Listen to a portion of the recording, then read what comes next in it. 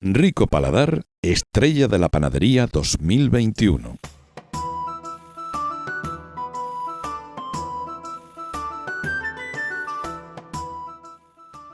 En Rico Paladar trabajamos con una selección de las mejores harinas que se elaboran en antiguos molinos de piedra por el sistema tradicional.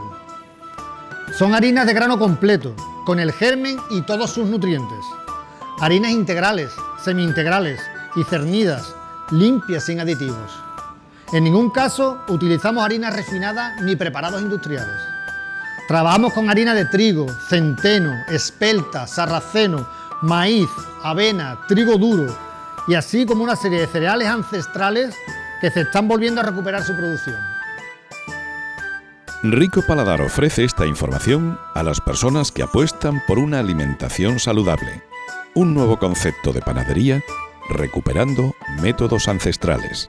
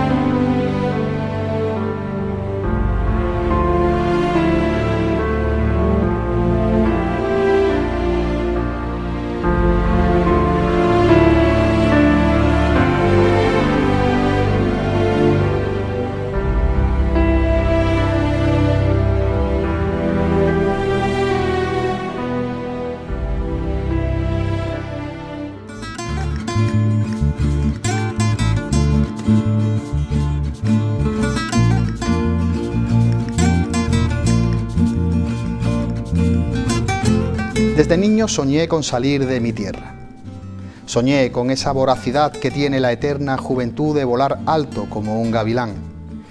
Mirar con desdén mi ciudad, mis calles e incluso mi gente, pensando que así expiaría pecados de adolescencia.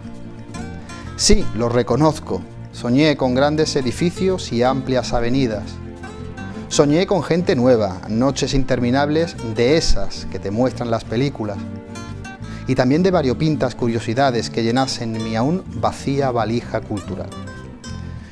Quería vivir una experiencia magnificada, porque claro está, oía siempre con atención los relatos de exiliados que así me regalaban los oídos, pero que desechaban maquinalmente cuando estos no le eran favorables. Y tras algunos intentos de escaso calibre, la realidad latente en cada acera es la mejor cura de humildad. Tras levantarme y sacudirme el polvo de la ropa, volví a echar la vista atrás. Y tras presentarle las credenciales a mi suerte y ver que ésta me cerraba nuevamente la puerta en las narices, anclé definitivamente mi barquilla hacia la desembocadura del Guadalquivir. Porque desde entonces no cambio mi tierra por nada. Su tranquilidad, su gente, su estilo de vida siempre en paralelo entre lo nuevo y lo viejo. Andalucía es una fortaleza con ventanas a la mar aventurera. Son calles de imperfecto empedrado, son paredes de encalada claridad. Es campo y viña, redes y sol. Andalucía es genio y pasión, es cultura, literatura, tecnología y esto, mis queridos amigos, no se encuentra en ningún rincón del mundo. Con el tiempo, mis raíces se alargaron y absorbieron todo el sustrato que mi alma necesitaba. Una casa, una familia y proyectos encima de la mesa como para cansar a las mismísimas manillas del reloj. Así soy y así quiero ser. Un hombre con la conciencia abierta al mundo entero, sin prejuicios, sin fronteras, sin banderas, pero claro está, siempre con esta quilla, con mi quilla puesta al sur. Muy buenas noches a todos. Mi nombre y quien os habla, Rafael Montaño García. Sean muy bienvenidos a Café de Levante. Y hoy en Café de Levante tocamos la investigación y la historia, y para eso se encuentra con nosotros mi amigo y compañero de aventura, José María Hermoso Rivero. Chema, encantado de tenerte un añito más en Café de Levante. Un placer, como siempre, ya se convierte ya en costumbre ya cada cierto tiempo venir por acá a presentar credenciales. Hombre, yo siempre digo que las personas que mueven cultura son las que tienen que estar evidentemente rodando, ¿no? Haciendo actos de presencia cada cierto tiempo, porque evidentemente son la gente que mueve esa cultura. Bueno, se hace lo que se puede. Bueno, Chema, hemos conocido tus anteriores artículos, tus investigaciones años atrás, pero nos faltaba por recorrer un poquito el año 2022, el año 2023. Cuéntame un poquito cómo han sido esas investigaciones y cómo han sido esos proyectos que has llevado a cabo en el año 2022. Hombre, hay que tener en cuenta que nos ha cogido una pandemia, indudablemente, que todo el mundo recuerda, que para algunas personas ha supuesto tal vez un parón en sus actividades, pero para los que nos dedicamos a la investigación, incluso diría que nos ha venido hasta en algunas cosas bien, porque nos ha dotado de tener cierto tiempo libre para lo que cierta gente un confinamiento es un periodo duro. Para los que nos dedicamos a la investigación, a la historia, ha sido un periodo fructífero y nunca mejor dicho, y que te voy a contar, que tú no sepas. Ya, es verdad. La verdad es que sí. Además he coincidido con muchísima gente, ¿no? Del mundo de la literatura, no del mundo de la literatura en sí, sino del mundo de las artes en general, ¿no? Y todos catalogan como, dentro de lo malo, evidentemente, que tiene un encerramiento y una pandemia, por supuesto, pero siempre se le ha sacado el lado positivo. Claro, las personas inquietas, el verse recluido o inmerso en una rutina se puede tomar de dos formas: o sumirse en una pesadumbre continua de ahora ¿qué hago? Todos los días lo mismo. Pero las personas que tenemos cierta actividad, es decir, que no nos podemos estar quietos, pues ese periodo de reflexión, de rutina obligatoria, pues obviamente, y además ahora me estaba acordando que uno de los trabajos que tengo aquí surgió también precisamente en un periodo de confinamiento. Entonces, desde el punto de vista de la investigación, ha sido bastante productivo. Claro. Oye, Chema, cuando alguien, ¿no? Incluso nosotros, vamos a una librería y cogemos un libro, voluminoso o no, o leemos un artículo en PDF, voluminoso o no, no nos damos muchas veces cuenta quizás el trabajo tan grande que tiene el sacar adelante una investigación. Yo te preguntaría a título personal, ¿a ti te suele pasar factura de alguna u otra manera cuando te metes en envergaduras? Mira, te voy a decir una cosa que se lo digo a mis niños del cole y seguramente dirá, ya lo ha soltado en Chema. Dice, hay dos palabras en el diccionario que son mentiras: fácil y gratis. No hay nada fácil y no hay nada gratis. Todo obviamente tiene un esfuerzo, un coste, y todo tiene un alto precio que se paga de alguna y de otra manera, a nivel personal, a nivel laboral, a nivel emocional. Y entonces, pues, indudablemente la investigación pasa factura. De hecho, fíjate, me está acordando que los primeros Café Levante, tú y yo nos llevamos gafas. Mira, y ahora estamos ya aquí estamos los luciendo dos, ya con que tenemos, esos pequeños defectos. Tenemos los escaparates puestos. Exactamente. Entonces, indudablemente, como toda actividad a la que se le dedica muchísimo tiempo, sea investigación, sea literatura, sea pintura, ya sabes, tiene un coste emocional, eso está claro. Ya.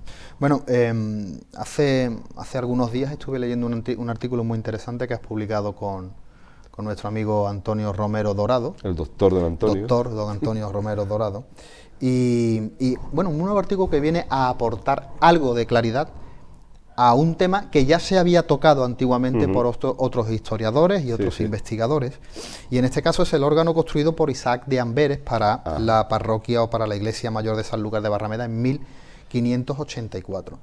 La verdad que el artículo es muy interesante. Yo, a grosso modo, y tirándote la baraja de cartas encima de la mesa, ¿qué conclusiones nuevas aportáis sobre ese estudio que no se haya dicho ya? Bueno, vamos a empezar que es un documento que aparece en el archivo de Macedonia, el cual ya aparecía citado muy escuetamente, aparecía la fecha del documento y la cantidad.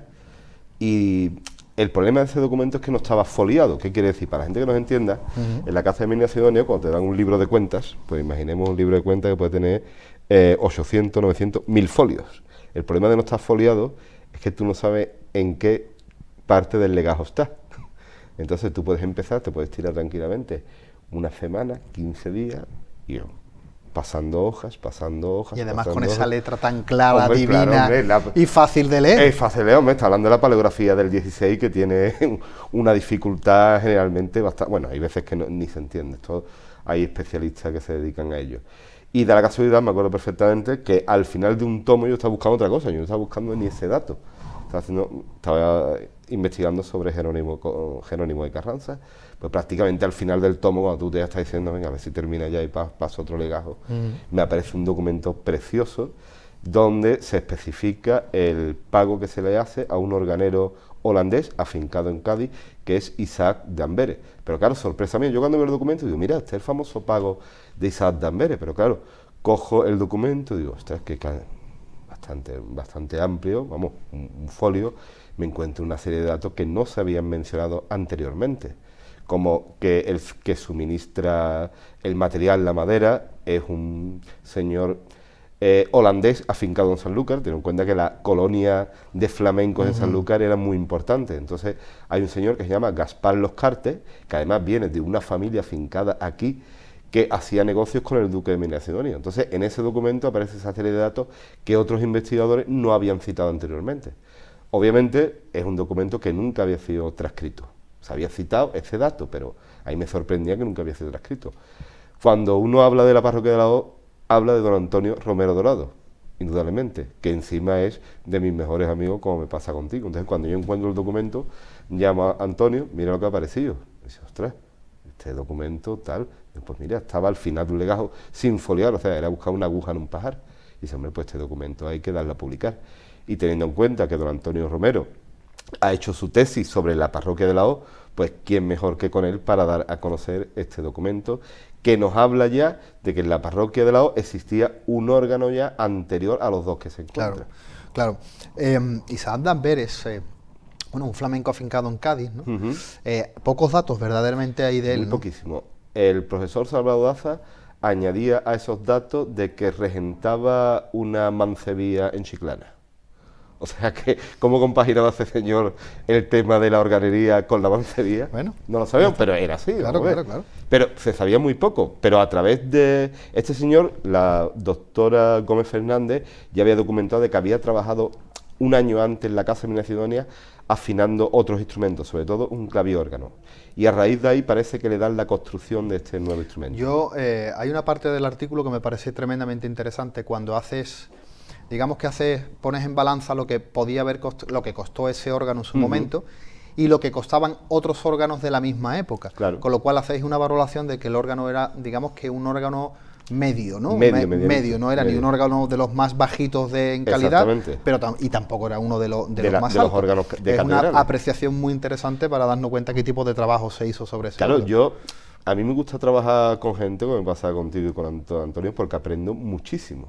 Y son cosas que en su momento posiblemente se me hubieran escapado, pero cuando hablo con otros investigadores, te abren ventanas, te dan pistas para que tú digas, ostras, pues verdad. Y eso cosa precisamente me lo enseñó don Antonio. Dice, tú tienes que comparar, en el caso de obras de arte, la tasación que se hacía en la época para ver cuál era el precio. Y es cierto, Rafael. Si alguien se encontrara 2 teléfonos móviles ahora mismo dentro de 500 años, obviamente valoraría en cuánto se tasa uno y en cuánto se tasa otro para ver la calidad que tenemos. Pues esto es lo mismo. Claro. Y como existe documentación comparando otros instrumentos, pues eso nos da a entender, o por lo menos, cómo podría ser aproximadamente ese instrumento. Oye, hemos hablado de ese órgano en la iglesia mayor. Yo sí he leído el artículo, pero para los amigos de Café de Levante que están oyéndonos ahora, de ese órgano no queda nada, ¿no, Chema? O podría ser algo de reciclaje, habláis, ¿no? Sí, es que claro, es que esto es un tema complejo.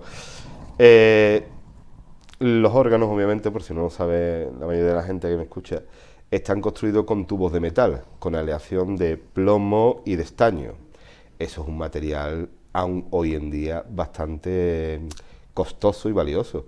Por tanto, yo apunto, y apuntamos Antonio Romero y yo, que posiblemente en los otros instrumentos que se construyeron en la parroquia, que fueron 2 más, se reutilizara parte de esos tubos. ¿Por qué? Porque eso no se tira. Eso es un material sirve valioso. para otros registros, Exactamente. claro. Entonces, esa pudo ser la cuestión. Lo que quede, no lo sabemos. Bueno, uno de los estudios publicados y que podemos decir que cerró, en cierta manera, todo ese trabajo de investigación sobre el quinto centenario, un quinto centenario que nos ha tenido a atareados, ¿no? Cada uno en su atalaya diferente. Pero hay un momento muy interesante, yo lo veo así, además lo he compartido con otros amigos y compañeros, esos momentos que fue, o el momento que fue la presentación de este libro que tenemos encima de la mesa, y que lo presentamos y se presentó en este caso en los jardines del Botánico. Exactamente. Bien, un libro que se llama La Sanlúcar de la Primera Vuelta al Mundo, 1519-1522, la ciudad que conocieron Magallanes y Elcano. Y ahí, en el Botánico, nos pasó algo muy interesante, que confluyeron la vieja escuela de la historiografía sanluqueña con gente media y gente nueva. Exactamente. Y se formó, digamos que... Hubo una foto para la historia. Una foto para la historia, ¿verdad? ¿Qué recuerdos tienes pues mira, de aquel momento, a mí Chema? Personalmente me emocionó cuando don Manuel Romero Tallafigo comentó, estaba allí dando su discurso, dice, Sanlúcar es tierra de historia, esto es perfecto, dice, y lo bonito de este libro, y es lo que tú te hacías referencia, que estábamos allí, es que ha hecho un conglomerado de esos historiadores ya, vamos a decirlo, consagrados, que comenzaron a trabajar a finales de los 80 y a comienzos de los 80. Y a comienzos de los 80 con la revista también. de Sanlúcar del verano. Moreno Lleno están los primeros artículos.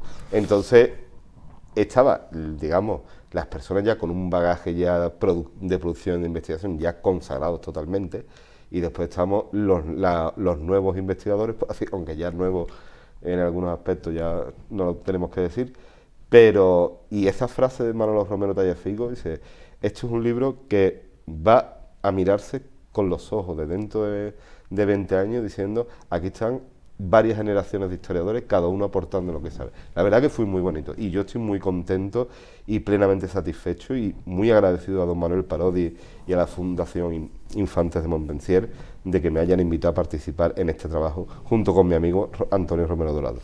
Oye, yo no voy a entrar a valorar cómo ha sido el quinto centenario, ni lo que se ha hecho o no se ha hecho, pero sí es verdad que dentro de un ámbito que conocemos bien y el que nos meneamos o nos movemos con cierta soltura, que es el tema de la investigación, sí, es verdad que la producción que ha habido en Sanlúcar de Barrameda de temas de investigación, de artículos en revistas, de artículos digitales, de libros publicados, ha sido espectacular, Chema. Yo creo que estarás de acuerdo conmigo que ha sido un momento brillante para la historiografía sanluqueña.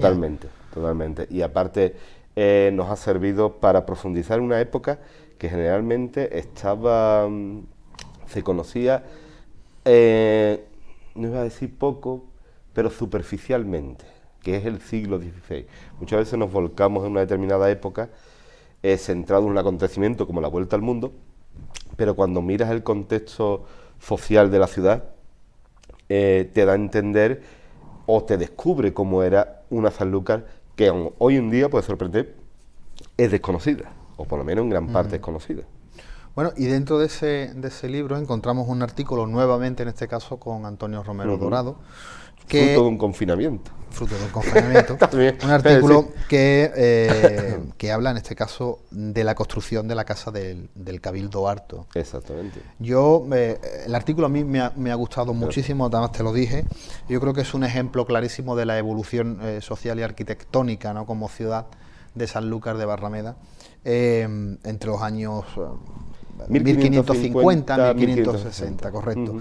Cuéntanos un poquito, Chema, antes de pasar a publicidad, cómo surge este proyecto. En líneas generales, don Manuel Parodi nos invita... Y explícanos también qué es el cabildillo. Cabildo, claro. Por supuesto. Don Manuel Parodi nos invita a participar con un artículo y, claro, había muy buenos trabajos, tengo que decirlo, sobre la arquitectura religiosa, sobre los conventos, los trabajos de don Fernando Cruz, demás, Antonio Moreno, pero es verdad de que un edificio tan emblemático, Rafael, como es el Cabildillo, que hoy en día es una vivienda privada, pero que sigue en pie, había pasado muy desapercibido, o por lo menos no se le había dedicado extensas páginas. Don Pedro Barbadillo Delgado le había dedicado, en su magna historia de Sanlúcar, había dedicado unas líneas, bien, Pero cuando nos lo propone Antonio Romero y a mí, dijimos, pues la verdad que es un tema interesante y sobre todo que puede sorprender porque está hablando de el segundo ayuntamiento de la ciudad de Sanlúcar. ¿Por qué digo segundo? Porque anteriormente hemos encontrado datos, y ya se conocía, de que las sesiones del ayuntamiento se celebraban en una antigua torre que estaría situada en lo que es la Plaza de la Paz, Plaza de Arriba. Sobre 1546 esa torre está en ruinas y el ayuntamiento, como cualquier consistorio, necesita un lugar donde reunirse. ¿Dónde se reunían, para que lo entienda la gente, los concejales? Pues donde les pillaba, prácticamente. O en casa de uno particular. Exactamente. Lo más normal era el claustro de la parroquia de la O, claro. A veces el Castillo de Santiago, en algún convento como el de Madre de Dios, y sorprendentemente, que eso no se conocía, por eso me gusta trabajar con fuentes originales, en la antigua iglesia de la Hermandad de la Veracruz, que estaba justo al lado. Entonces, la verdad que vimos todo el proceso de construcción. Fue complicado, Fue complicado porque la paleografía del 16, la verdad que es estelar. Menos mal que contaba con mi amigo Antonio, que domina mucho mejor que yo la letra del siglo XVI. Y nada, nosotros lo que pusimos en solfa fue hablar un poco de cómo fue la construcción de ese edificio, del cual hoy en día prácticamente se conserva una pequeña parte. El edificio era mucho más grande. Sí, leí que habían ido adquiriendo viviendas colindantes para hacerlo un poco más grande, ¿no? Más habitable. Era lógico. Bueno, Chema, antes de pasar a publicidad, y por volver quizás un poco a lo mismo, si estamos hablando de uno de los edificios más importantes o uno de los más influyentes de la política y la sociedad sanluqueña del siglo XVI. Hombre, además tú piensas que la ubicación no era casual, y de hecho todo el pleito que se describe con la familia propietaria de la casa, porque esta casa pertenecía a la familia de Inés Díaz, viuda de Antonio Candelero, que se llamaba así. Ellos le intentan comprar la casa por la ubicación. ¿Por qué? Porque está en medio de lo que se llamaba la Plaza de los Escribanos, dice ser la Plaza de la Paz, frente a la parroquia de la O y frente al Palacio de Venecidonia. Que vamos a ver, es que era el sitio. Era el corazón neurálgico de la Sanlúcar. Y además era el simbolismo, el poder religioso y el poder político. Exactamente. No tiene bueno, Chema, nosotros vamos a pasar unos momentos a publicidad y seguimos hablando de tus artículos. Sí. Amigos de Café de Levante, volvemos tras unos anuncios publicitarios.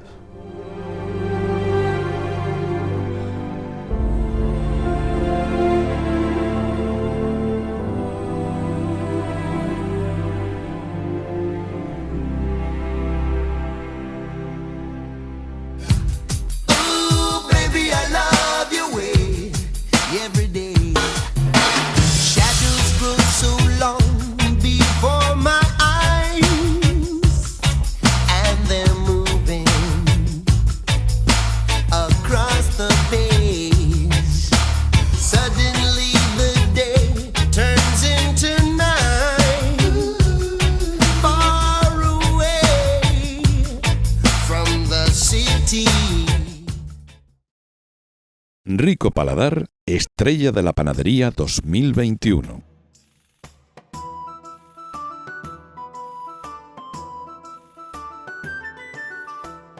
En Rico Paladar, al utilizar harinas de la mejor calidad, no podemos caer en el error del sobreamasado, porque las deterioran y las oxidan. Nuestros amasados son cortos para conservar todas las propiedades del grano. Para dar fuerza a nuestras masas, compensamos con numerosos pliegues, largos reposos y lentas fermentaciones, que le darán al pan todo el sabor del cereal y aumentará su conservación una vez horneado.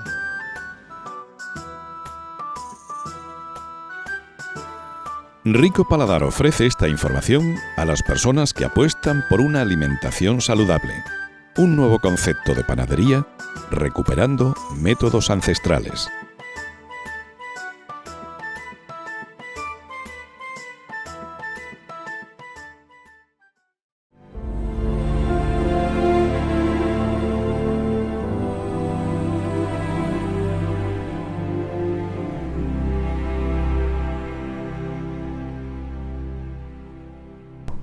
Amigos de Café de Levante, amigos de Costa Noroeste Televisión, seguimos hablando con José María Hermoso Rivero, hablando de investigación y de historia. Chema, estábamos hablando del antiguo cabildillo o del cabildo, sí, el antiguo consistorio sanluqueño. Que hoy en día la gente, para que se haga una idea, es lo que era la antigua casa de don Manuel Becerra, que hoy en día el hombre falleció y la adquirió otra familia, pero es allí, además hay una placa que lo recuerda y demás. Ahí, yo cuando estaba leyendo el artículo, hay una parte que me parece tremendamente interesante, y es ver cómo los regidores y cómo los consejeros presionaban de tal manera a la familia y a los que necesitaban para conseguirlos, hacer factibles los deseos que ellos necesitaban o los deseos del ducado, ¿verdad? Sí, además, casi, vamos, es que la documentación es tan escueta, ten en cuenta que esto está todo basado en las actas capitulares, bien, que muchas veces hay una parte de la información que yo no he podido consultar, como sería ese posible pleito. Ten en cuenta que los pleitos se llevaban de aquí a la Chancillería de Granada. Claro. Yo no he visto la parte del pleito, pero es verdad de que hay muchas presiones. Después hay cosas contradictorias, porque mientras que no se compra esa casa, por lo visto se alquila otra, que no se sabe. Dice, es la casa de otro revisor, no me acuerdo si era Alonso de Tebar, pero después se ve de que el edificio no reuniría las condiciones, que al final se desiste, se le devuelve la casa así. Ahí hay una serie de problemas que al final termina adquiriéndose la casa y celebrándose el primer cabildo, además muy bonito, el acta capitular, muy bonita, viene encabezada con una letra de Velázquez Castelo, dice, primera sesión que se celebró en las casas nuevas del cabildo, 1 de enero de 1556, y es precioso, esto es un documento histórico. Claro. ¿Sabes? Oye, Chema, ¿cómo es trabajar con el amigo Antonio Romero? Pues un auténtico placer, y aparte yo aprendo muchísimo con él. Yo reconozco, y tú lo sabes también muy bien, que yo puedo ser muy cansino para el trabajo. Yo me meto en un tema y soy tremendamente obstinado, vamos a dejarlo en obstinado, ¿bien? Pero, y aparte yo, Antonio lo conozco hace 10 años, y para mí es un maestro, y me encanta trabajar con él por todo lo que aprendo. Yo cada vez que tengo una duda, Antonio, tal, a lo mejor tarda el hombre en contestarme un día porque dice, no le he hecho cuenta, pero es un auténtico placer, y aparte alguien con la formación y el reconocimiento que tiene Antonio en su campo es uno de los mejores. El catálogo que ha sacado ahora con el amigo Arana y es una maravilla. De Borrego es... El equipo A está dando la historia del arte de San Lucas grandes frutos. Es verdad, le están dando una nueva perspectiva. Totalmente. Increíble, están poniéndolo todo hombre, es que si encima de la mesa. Si tú miras lo que están haciendo, claro, si te remontas a documentar y identificar una imagen de Martínez Montañés, pero no estoy hablando de San Diego de Alcalá, que esa es una atribución que tiene muchísimo mérito. No, la Virgen con el Niño de la Catedral de Huelva. Después la Roldana, el San Buenaventura. Ahora el San Juan de Dios. Señores, todo esto estaba en nuestra iglesia muchas veces abandonado, y han tenido que llegar estos grandes investigadores y sacarlo a la luz para grandeza y sobre todo para dar a conocer un patrimonio único que hay en Sanlúcar. Claro. Oye, Chema, también habláis de la expansión demográfica, ¿no?, que tuvo Sanlúcar a mitad del siglo XVI, años 1550, 1560. Yo te preguntaría por qué piensas tú que fue un momento cumbre y clave para esa expansión demográfica de la ciudad de Sanlúcar en el siglo XVI. Hombre, yo fíjate que la expansión demográfica ya lo empecé a trabajar cuando hice el trabajo de la epidemia de peste, ya hace ya unos añitos, que la verdad que me resultó muy bonito también, por eso tenía muchas anotaciones y pude desarrollar este trabajo con Antonio. Pero hay dos momentos clave, fíjate, 1550, 1560, la Casa Ducal ha fallecido el sexto duque, está gobernando la esposa, la condesa de Niebla, doña Leonor de Zúñiga y Sotomayor, y en las actas hay muchas menciones, ten en cuenta la gente para que lo entienda, en las actas no te cuenta una historia, sino son pequeñas anotaciones, te dan cuenta de la cantidad de extranjeros que piden construirse su casa en Sanlúcar. Eso te da a entender de que está hablando de una ciudad comercial, una ciudad a la cual mucha gente viene para establecerse, para hacer sus negocios. Entonces hay una expansión comercial. Y otro problema clave que nos dimos cuenta aquí, y a mí me resultó fascinante, el tema de la piratería berberisca. Como Sanlúcar, sobre todo el barrio bajo, se construyeron una serie de baluartes para defender a la población. Uno de ellos era el baluarte de Mondelón, que estaba cerca del convento de Santo Domingo, y que fue efímero porque su propia construcción era con madera y con piedra, no había más. y la utilidad que tiene era defender al barrio bajo de un posible ataque pirático. Bueno, ataques piráticos que podían... Sufrieron, ¿no? Vamos, que Cádiz, Tarifa... Rota. Se quedaron a las mismas puertas de, claro, Sanlúcar en ese esos aspecto, ataques. Sanlúcar en ese aspecto, Rafael, contamos con una fortaleza única y que era muy difícil de tomar, pero aún así... Y la Barra. Hombre, y la Barra, exactamente. La Barra, ¿no? Y la Barra. Esa expansión también, siendo Sanlúcar un puerto o ciudad portuaria de primer orden, era lógico, y con la Casa Medina Sidonia establecida, ¿no? Como y la Puerta de Sevilla. Buque insignia. Y es muy interesante también lo que contáis, ¿no? Cómo se va quedando pequeño las construcciones y cómo la gente va solicitando para poder construir fuera de las murallas, ¿no? Y claro. van construyendo en zonas donde se echaban los excrementos y la porquería que generaba la ciudad, ¿no? La Puerta de Rota. La Puerta de Rota. Ni más ni menos que era un muladar, descrito literalmente. Un muladar, para el que no sepa el término, es ni más ni menos que un depósito de desperdicios animales. Claro. Era así de fácil. Pero como hace falta expandirse, los vecinos le piden al ayuntamiento que les permita construir pegado a los muros. Oye, Chema, vamos a cambiar de artículo y vamos a centrarnos en este libro ahora, ¿vale?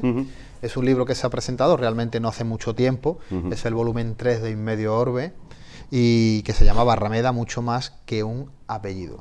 Un libro tremendamente interesante y a mí lo que más me ha gustado es que se ha tocado un tema como es Bonanza. Sí. ¿Verdad? Un tema enclave histórico de primer nivel y bueno, otro proyecto más encima de la mesa que resultó ser una golosina, ¿no? Con apoyo de la Fundación Puerta de América. La verdad que bueno, cuéntanos un poquito cómo fue o cómo surge. La verdad que fue un no parar, porque se termina este artículo y me piden otro, pero esta vez relacionado con el siglo XIX, que tú sabes bien que a mí es un periodo de la historia que me encanta, aunque tenía aparcado, porque no se puede hacer todo en la vida. Pero en el momento que me lo propone, a mí se me encendieron las bombillas y digo, ostras, aquí puedo meter esto.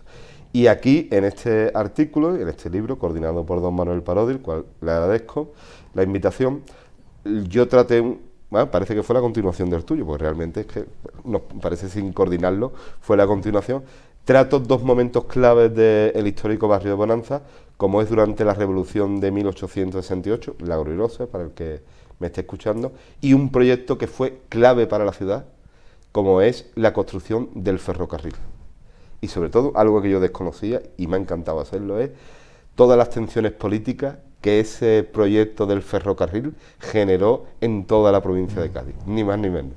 La verdad que es una época muy bonita, muy interesante, poco tocada, pero sí es verdad que con este artículo vuelves a tus orígenes. A mis orígenes, por eso me gustó. Vuelves a tus orígenes porque yo recuerdo la de Revolucionarios y Bodegueros, que fue un artículo tremendamente interesante y que fue uno de mis primeros artículos que yo leí en su momento. Sí. De ese bebe un poco y cuenta, por ejemplo, cómo cuando estalla la gloriosa, una de las medidas de la Junta Revolucionaria es convertir, que uno lo piensa ahora y suena un poco a risa, ¿no? Pero convertir a Bonanza en un puerto, ¿cómo era? Un puerto comercial entre América y España. O sea, ¿cómo hace Bonanza un puerto comercial? Pero claro, tenía su lógica. Además, tú lo sabes mejor que yo porque en tu artículo está cómo Bonanza había sido el punto fundamental de atraque para los vapores que surcaban el Guadalquivir. Por eso esos magníficos edificios, que hoy algunos han desaparecido, como la Casa de la Aduana, la Casa del Vapor, la Casa de la Aduana, que esos edificios no se hicieron porque sí, sino porque se quería dotar a Sanlúcar de ser el centro neurálgico del tráfico de Sevilla y Cádiz. Claro, lo que pasa es que ya sabemos que la entrada, ¿no?, a la proa del Guadalquivir ha sido siempre muy difícil, y cuando se adecuaron otros puertos como Puerto Santa María o Cádiz, con mar abierto y con otras adecuaciones y sobre todo otras infraestructuras mucho más modernas, aquí la falta de dinero y la falta de proyectos en ese aspecto pues se quedó por detrás y se acabó todos esos proyectos. Y no es casualidad, y tú lo sabes, volviendo al artículo, que el primer ferrocarril de Sanlúcar partía desde Bonanza a Jerez, que no es casualidad, no de Sanlúcar, no, partía desde el puerto de Bonanza a Jerez, que tú lo sabes mejor que yo. Eso se debía para facilitar el tráfico de los vinos. Claro, era para el tráfico de los vinos. Además, es muy interesante porque en ciertos sueltos no periodísticos de la época Por ejemplo, uno de los navieros y bodegueros sanluqueños, que era el señor Mergelina, que se hizo, ¿no?, con el vapor Victoria y con el San Telmo a finales del siglo XIX. Él había vuelto a recuperar los vapores para llevar los vinos por el río arriba, teniendo el ferrocarril que paraba en Bonanza, o sea, salía de Bonanza, iba a la estación del Barrio Alto, Jerez, o el tren otros trenes como el tren de la costa, y seguía utilizando la vía fluvial por el mal funcionamiento y la dejadez de las ramificaciones férreas, ¿no?, que tenía y que sufría el tren de Sanlúcar. Y si tú lo piensas bien, al final un proyecto encabezado por una sociedad, es decir, una sociedad empresarial, la cual estaba liderada por ese empresario que fue don Eduardo Hidalgo Berjano, prácticamente ellos son los que ponen el dinero, los que facilitan la construcción, y al final ya cuando el proyecto está hecho, al final terminan vendiéndoselo al Marqués de Lario, que es el gran magnate del ferrocarril en Andalucía. Claro. Oye, ¿cómo podemos volver a recordar un poquito esas primeras entrevistas que hicimos en Café de Levante? Porque además tocamos el tema de la Gloriosa. ¿Cómo fue esa revolución, ese movimiento revolucionario en Sanlúcar de Barrameda entre 1868 y 1869? Fíjate que para mí ha sido de los proyectos más bonitos, además lo tengo aparcado, porque hace falta cerrar el círculo.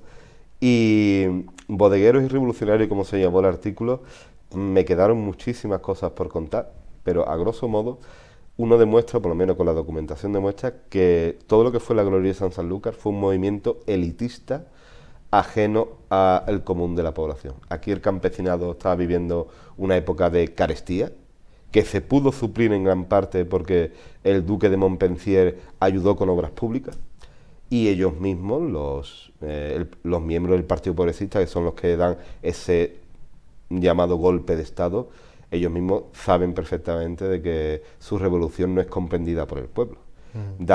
Se instauran en el gobierno, o sea, destituyen al anterior alcalde y ellos entablan una junta revolucionaria que gobierna prácticamente hasta octubre de 1868. Claro. Y es así, y después ahí está la lucha típica de la época isabelina entre el Partido Progresista, que eran los grandes empresarios, clases liberales, y los conservadores. Bueno, ahí nos encontramos un ramillete de partidos políticos: el Partido Liberal, el Partido Moderado, el Partido Progresista, el Partido... y la verdad es que las tendencias políticas de aquella época, cuando vemos, por ejemplo, la Primera República, y nos imaginamos esa república quizás un poco más como la segunda, y estamos totalmente equivocados. Totalmente. No tienen nada que ver. Cuando hablamos de las ideas que podía tener el Partido Liberal, yo creo que hoy día asustaría a un mismo liberal. Claro, bueno, es que primero, hablando del Partido Liberal, hay que diferenciar las tres ramas. Por un lado, pues liberales son todos nacidos en Cádiz, claro, la Constitución de Cádiz. Por un lado, los conservadores, que apoyan y que pretenden que la corona sea, digamos, la que tenga el poder y ejerza de árbitro, y por otra parte están los progresistas, que dictaminan de que, por ejemplo, tiene que haber sufragio universal. Que eso era algo que los conservadores estaban en contra. Y ya después, que es lo más interesante de todo, cuando surge en esta zona, ni más ni menos, que los movimientos anarquistas, que surgen un poco de los partidos demócratas. La gente, cuando me escucha hablar de partidos demócratas, dice, bueno, es que los partidos demócratas surgieron un poco en esa época como el movimiento de izquierda. Bueno, la Primera Internacional lo cambió todo. Totalmente. Lo cambió todo, y eso Sanlúcar lo acogió con las manos abiertas, porque era un campesinado, un gran porcentaje eran campesinos los que había. Y aparte, Rafael, tú y yo lo sabemos, los coletazos después de la cantonal se vivieron hasta décadas después. Ese miedo... Bueno, llegó hasta finales de la Guerra Civil. Exactamente. Ese miedo a una insurrección obrera siempre estuvo ahí. De esos sucesos de julio de 1873, ese miedo lo tuvieron las generaciones que lo vivieron. Oye, Chema, tenemos encima de la mesa un ramillete de libros y vivimos en una época totalmente tecnológica. ¿Qué importancia, además algo que hemos hablado muchas veces, por ejemplo con Manolo Parodio, como hemos hablado con otros amigos, la importancia que tiene el poder seguir en pleno siglo XXI y en este 2023 publicando en papel? Sí, mira, y estás hablando, y tú lo sabes muy bien, con un fan del libro electrónico. Me encanta. Pero es verdad, Rafael, esa sensación... Cuando te llega ese libro que es tuyo y mío y lo coges en papel en las manos, esa sensación de ser el padre de la criatura, la verdad que es bonito. Y mira que yo soy del que lee la mayoría ya de las cosas en EU, pero el papel sigue teniendo muchísimo encanto. Oye, Chema, hablando ya del último libro que tenemos en la mesa, Guerra Civil y Represión en Sanlúcar, un libro en el que, bueno, un libro que hemos hecho entre los dos, por Ahí supuesto, pero hoy estás tú, ¿no?, enfrente mía, y quisiera hablar ya no solamente como colaborador del libro, sino tu percepción de cómo ha sido este trabajo y qué ha significado para ti, para Chema Hermoso, para José María Hermoso, poder tener este libro hoy encima de la mesa. Pues ha sido la consecución de un gran reto.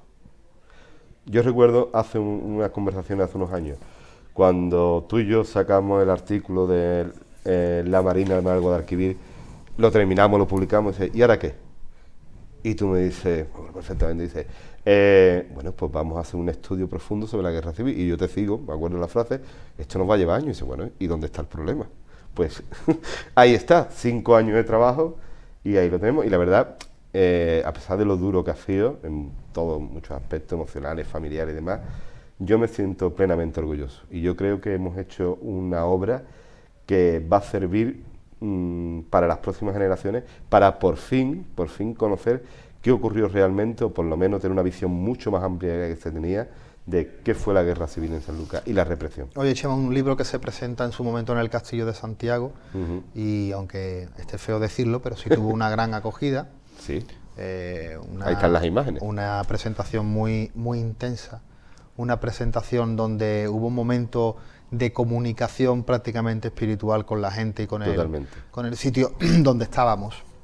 Se ha presentado también en Trebujena, donde bueno, se echó un rato también muy agradable, muy bonito, y ahora se presenta en Sanlúcar, ¿no? Sí, nuevamente la segunda edición, ahora por Peripecia Libro. Se presenta el próximo miércoles 10 de mayo a las 8 horas y tenemos el gusto y el honor de que sea el padrino, el presentador, nuestro amigo común, don Manuel Parodi. Y la verdad que yo estoy muy contento personalmente. Oye, Chema, ¿qué esperas de este libro? ¿Qué esperas tener? ¿Qué retorno te gustaría recibir? Fíjate que... Y ya has recibido, o ya hemos recibido alguno, que es poder encontrar algunos familiares y que gente te haya... Sí, esa ha sido la parte. Yo con eso siempre lo he dicho, ya está pagado. El hecho de que hayamos ayudado a 3 familias de sanluqueños a poder encontrar los restos de sus familiares, el libro ya ha cumplido su función, indudablemente. Eso ya es algo que más salió en la prensa, cuando ayudamos a una familia a encontrar los restos de Diego López Prat, a la familia de Antonio Fernández, cuyos restos estaban en el Valle de los Caídos, después las de Millán Cervantes. Exactamente. Ya eso está cumplido, pero es verdad de que obviamente yo creo, y tú estarás de acuerdo conmigo, que el retorno está siendo bastante positivo, aun siendo un tema que crea tanta susceptibilidad, ¿verdad, Rafael? Como es la guerra civil. Porque a ti, por ejemplo, ¿tú qué esperas de este libro? Bueno, yo espero... la verdad que uno lo que espera de este libro es que sea una herramienta útil, ¿no? Exactamente. Yo creo que lo que espera realmente es que tu trabajo pues sirva, ¿no? No solamente para la gente de ahora del presente, sino para la gente del futuro, para poder conocer una parte oscura de nuestra época, ¿no? Totalmente. Y que pueda ayudar a familiares y a personas que tengan curiosidad de saber realmente lo que fue la guerra. Era una parte de la historia de Sanlúcar que por diversas circunstancias hay gente que no la ha querido tocar. ¿Tú sabes por qué me has hecho tú a mí la pregunta? ¿Por qué? Porque tú tienes esa rama también de presentador, y hay una parte de que la gente no conocía, que es la parte donde vas presentando pequeños vídeos de historia. Sí, hombre. Por Sanlúcar, ¿qué tiempo llevas con esos vídeos? Pues aproximadamente 1 año y medio, aunque ha habido un parón, porque es que esto se lo ha llevado todo, el libro de la guerra se lo ha llevado todo, pero la verdad que ahí combina un poco lo que es, tú quien me conozca lo sabe, mi faceta docente del día a día, que es enseñarle a la gente o enseñarle a mis alumnos pues curiosidades del patrimonio de Sanlúcar de una manera breve y didáctica. La verdad que es un proyecto muy interesante, además un proyecto reservado para las redes sociales. Sí, exactamente. Con Aliquindó Noticias. Exactamente. Cuéntanos un poquito. Pues todo surge cuando mi amiga Sandra, que la conocemos desde niño, Pues un día me llama, Chema, quiero hacer algo de historia. Digo, quiero hacer unos vídeos, la idea me encanta, y yo le pongo como condición, digo, muy bien, Sandra, estamos en la era de la inmediatez, Rafa, estamos en la era de consumo rápido, veloz y conciso. Y entonces yo le propongo a Sandra este tipo de vídeos y que lo hagamos en un formato de menos 5 minutos. Y la verdad que ha sido sorprendente el éxito que ha tenido, la cantidad de visitas, están las estadísticas, no es que lo diga yo, y sobre todo que ha dado a conocer a mucha gente aspectos del patrimonio como sus barrios, ¿no? Me acuerdo del vídeo que hicimos sobre Bajo de Guía, que tuvo cerca de 10.000 visitas. Claro. Y yo vamos, que tengo que decirlo, yo bebo de las fuentes de los grandes maestros, como fue don Narciso Climent, por supuesto Velázquez Gastelu. Entonces, es simplemente darle a conocer a la gente una parte de su patrimonio que a lo mejor en el día a día nos refleja. Bueno, amigo Chema, ha sido un verdadero placer Gustos míos, tenerte aquí y lo bueno de todo esto es que como vas a seguir produciendo historia, se va a intentar. Investigación, se va a intentar. Nos volveremos a ver quizás para el año que viene. Yo creo que sí. Algo tendremos en tema, ¿verdad, Rafael? Seguro que sí. Amigos de Café de Levante, nosotros volvemos para la semana que viene con nuevos temas e invitados sobre nuestra mesa. Por mi parte, desearos a todos muy buenas noches y un saludo de este que os habla un tal Montaño.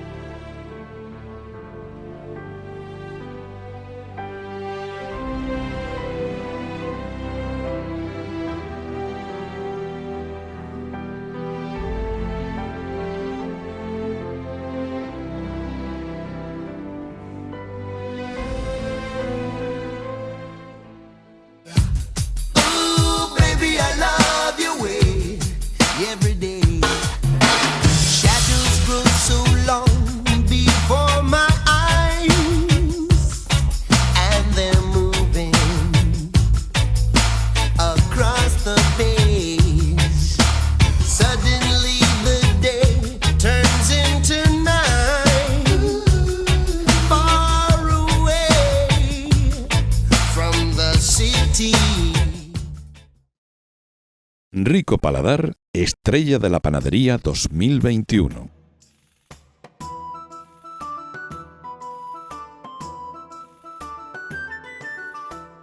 En Rico Paladar, al utilizar harinas de la mejor calidad, no podemos caer en el error del sobreamasado, porque las deterioran y las oxidan. Nuestros amasados son cortos para conservar todas las propiedades del grano. Para dar fuerza a nuestras masas, compensamos con numerosos pliegues, largos reposos y lentas fermentaciones, que le darán al pan todo el sabor del cereal y aumentará su conservación una vez horneado.